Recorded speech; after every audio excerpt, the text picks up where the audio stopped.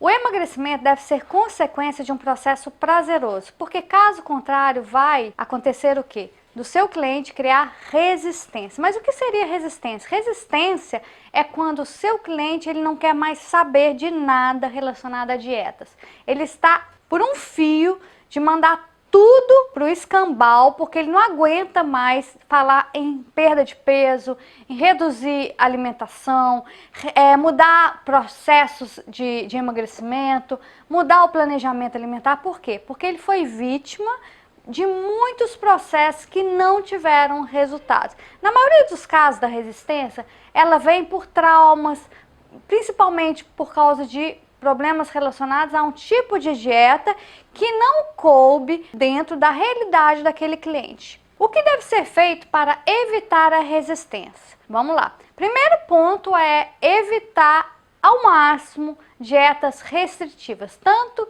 em qualidade como em quantidade. À medida que o cliente vai se privando de determinados nutrientes, determinados alimentos que ele gosta de comer, com certeza isso poderá gerar hoje ou daqui a pouco um pouco de resistência em relação ao processo de emagrecimento. Outro ponto importante é mudar radicalmente o hábito do seu cliente. Uma coisa que você precisa ter é que o cliente, ele vem de um processo, uma vida inteira se alimentando de determinados alimentos. Quando você muda radicalmente esses alimentos, por exemplo, ele vai ao seu consultório, de repente ele sai do seu consultório, vai direto a seu pedido para uma casa de produtos naturais e ali ele compra milhões de sementes que ele não tinha o hábito de comer, suplementos, comprimidos para aquilo, para isso. Então, com certeza vai mudar demais o hábito dele e ele vai ficar insatisfeito com aquilo, porque ele gostava realmente de comer aquela comidinha que ele sempre comeu a vida inteira. Isso faz parte da vida dele e isso também tem alguma relação afetiva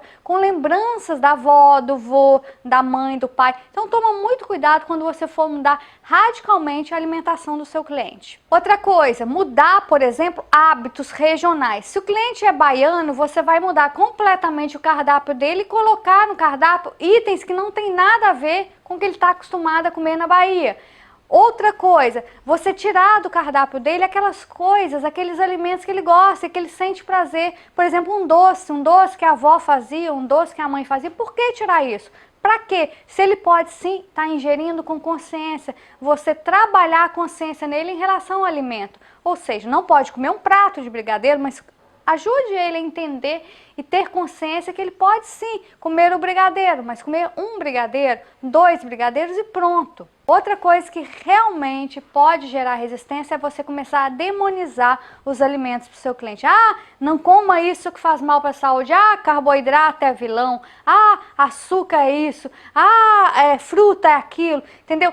Para com isso, não fique demonizando nenhum alimento. Industrializados não pode, isso não pode, porque gera trauma e não é legal. Deixe o cliente o mais à vontade possível, deixe ele propor o próprio planejamento alimentar dele, que ele vai ficar mais disposto à mudança e mais integrado ao processo de emagrecimento. Se você começar a inventar muita história, inventar muita mudança, com certeza a resistência é certa, tá? E para você trabalhar a resistência do seu cliente é muito complicado. Muitas vezes o cliente costuma desistir e costuma sumir do seu consultório a ponto de não voltar nunca mais. Mas isso tem solução? Tem. E o primeiro passo é evitar esses itens que eu falei. Evitar demonizar alimentos, evitar mudar radicalmente o hábito alimentar dele e principalmente evitar a redução quantitativa e qualitativa na alimentação dele, que vai gerar fome, ansiedade em comer e ele vai entrar em compulsão e muitas vezes